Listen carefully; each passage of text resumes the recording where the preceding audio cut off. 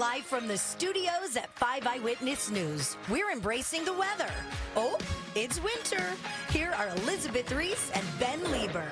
Hello, everyone. Welcome into a brand new Twin Cities Live on this Wednesday. And we are starting the show. And I just have to ask you, Elizabeth Reese, because you are a minute maximizer. Hold on, let me adjust. You are still doing emails at about 2 seconds before the show. Are you okay? Are you ready to go? I hit send and I said, oh, okay, good. That was good. I got that done, you know?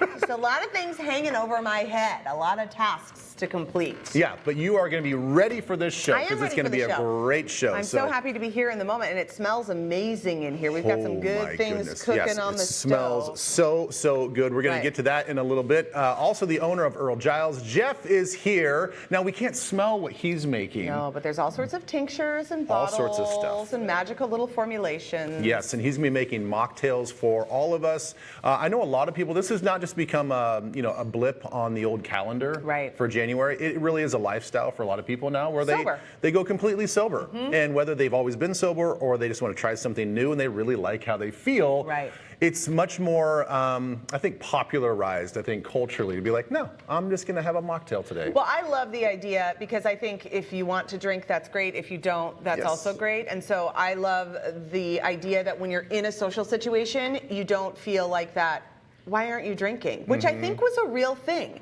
You know, and I would even notice that. Like, really, that is how you get outed as being pregnant a lot, is when you show up at an event or like a happy hour and then your friends are like, wait a second, why aren't you drinking? Yeah. And now it's just becoming, I think people decide not to drink for whatever reason. It could be a short time, it could be a long time, it could be just maybe that night they just want to sleep better. And you know what? Here's the thing, when you hit 40, it's a little dicier.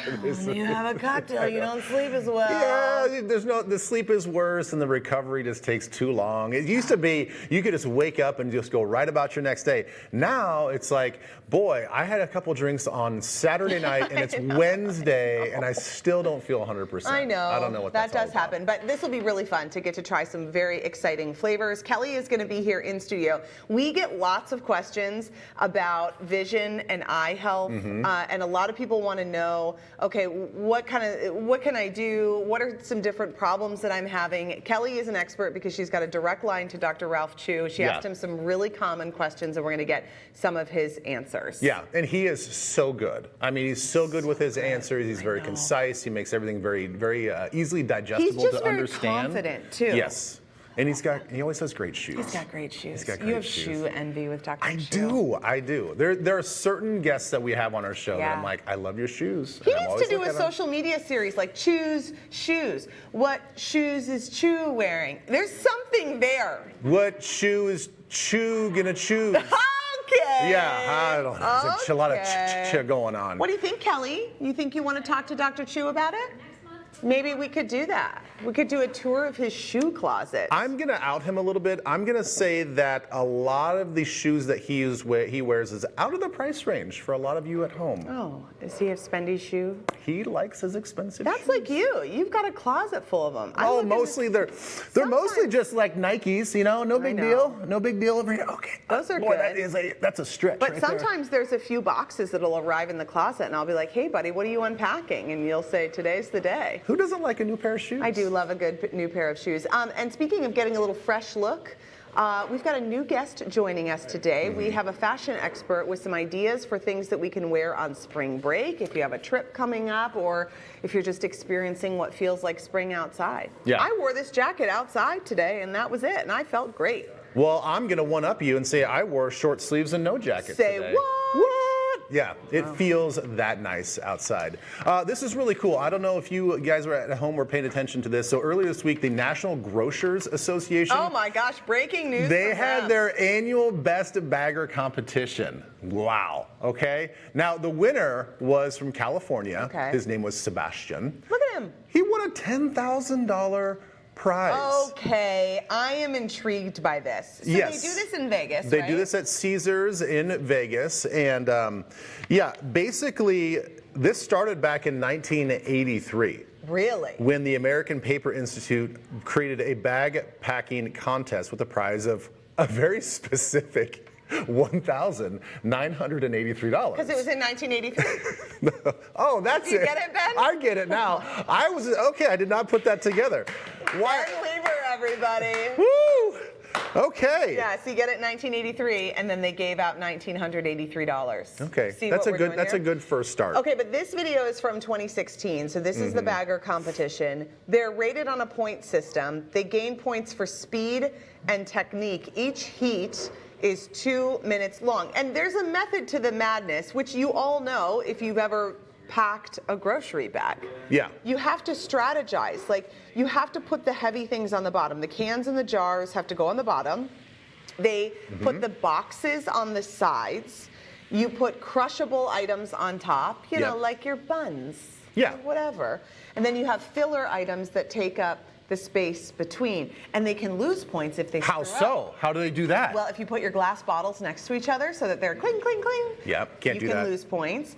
If you damage any items, if you just show up and your bags are disorderly, I just think that's kind of funny.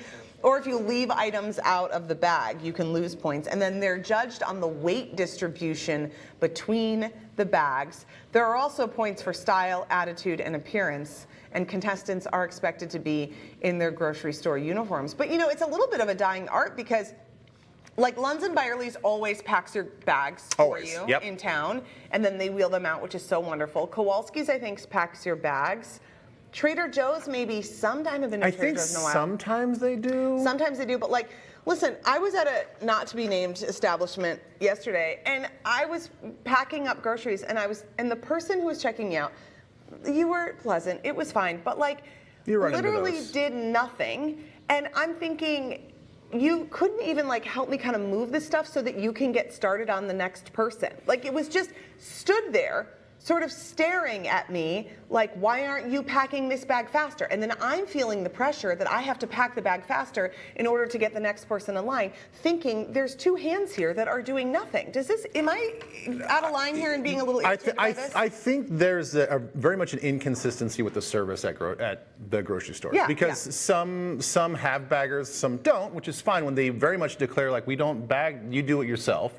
And like then if you go to Costco, you get a box. Right. And then I go to a similar type place that's next to my neighborhood, and it is spotty. They do have baggers, but then sometimes and this drives my wife crazy. What? You will be checking out, and the bagger person, who's obviously not the cashier, will say, "Would you like a bag?" I'm like, well, I don't know. I have 30 items. Am I going to carry this out like this? I know like, of course they're asking if you have your own bag, and then some people might remember, oh yeah, I have one shoved into my pocket.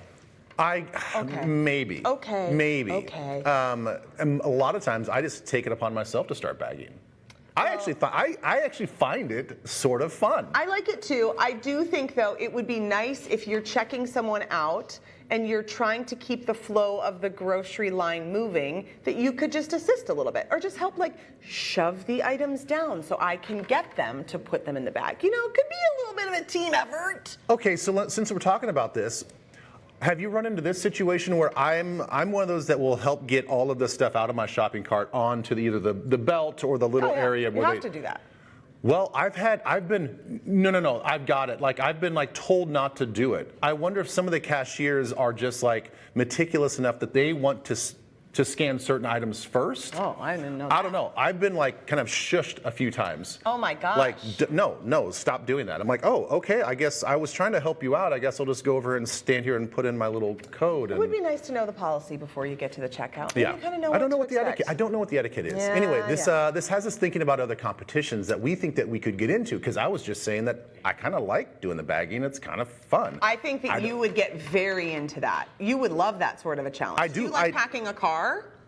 Not as much? Okay. You know, I don't mind packing a car as long as it's all there at the same time. Oh, What ends up happening is like you start doing some stuff and then like, oh, yeah, we don't have these other suitcases or bags. Like, or you put everything in and then here's the cooler. Yes, exactly. That's the worst thing. I'm like, oh gosh, we got the cooler that's still in the kitchen and I got to move all this stuff out. That's the worst. So anyway, I was thinking to myself, there is a sport that I think that if I could dedicate a year. A year? Maybe a year. How many hours a day? I don't know. I'll just treat it like I would any other sport. Okay. And I had a real coach. I think that I could get really good at Frisbee golf. Okay. They say 10,000 hours is what it takes to get. Oh my gosh, this is fun. It's also called disc golf. You can call it either. Yeah, either way. So it is widely popular, played in around 40 countries with 100,000 active members on the Professional Disc Golf Association. There are over 15,000 disc golf courses around the world, with about 90% of them being accessible for free. I see them all around town. I do too. It started in the 1960s, but I really have this feeling, this sense that since COVID, it has really picked up.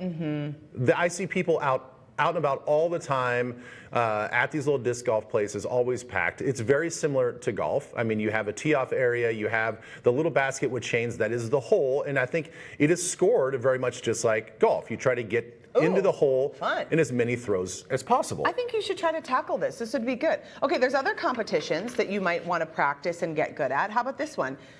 Tablescapes, guys.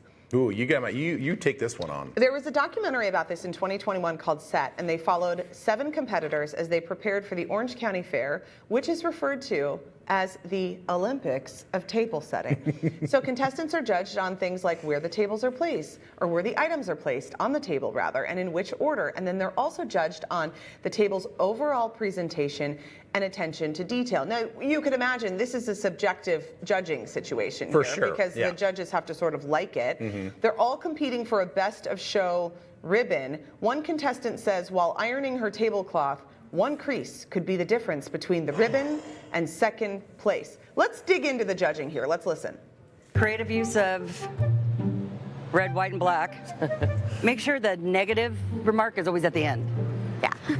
The clerk is writing down all the comments that the judges make, and it's just completely unbiased, so I'm usually just in the background. But my face sometimes says a lot of things. The napkin fold is adorable. So I can't really control that. Oh my gosh, I want us to do a version of this on Twin Cities Live, a tablescape competition. We could do that. We could do it I'm live going to tell you on right the now, show. I'm not going to be happy about it because I don't like subjective competitions. Oh, that makes you irritated. It makes me irritated. I get it. I want to know exactly what the parameters are to win or lose. You should be happy that your children aren't in gymnastics, because that feels... Ames is in horse riding. Yeah. And we get done with the competition, like, why did she score that? Like, there's no feedback. There's like, maybe the judge just didn't like the way she was posting. I don't know. Tricky. It is tricky. Tablescape competition. We'll do it. We gotta do it. We'll do it. Who I know are I'm gonna probably be the competitors. I'll Kristen probably and lose. Kelly. We could do it. It'll be fun. All right, it's time to think spring. The Minneapolis Home and Garden Show kicks off 1 week from today inside the Minneapolis Convention Center. It's going to run through Sunday, March 9th. You can stroll through the Idea Home. This is really cool. It's presented by Minnesota Rusco. Listen to speakers on multiple stages and connect with hundreds of Minnesota-based companies who are all ready to help make your home feel more like a home. This is always the sign of spring to me. Tune in to Twin Cities Live next Wednesday. I'm going to be out there live at the Home and Garden Show, so if you're coming out to shop, find me, say hello. See what you can't miss before you head downtown. And we also want to help you save on tickets, so you can head to the events page of our website, use the special link to purchase admission in advance, and you'll get 50% off your tickets. You don't even need a special promo code. I'm looking forward to getting out there. Wow, look at all the deals that we just give away and help everybody out at home. Save some money. 50% off. Save the money. Okay, have you been trying to cut down on drinking and you want to try dry January streak into February, maybe beyond? Well, lucky for you, we have some mocktail inspiration for you coming up after the break.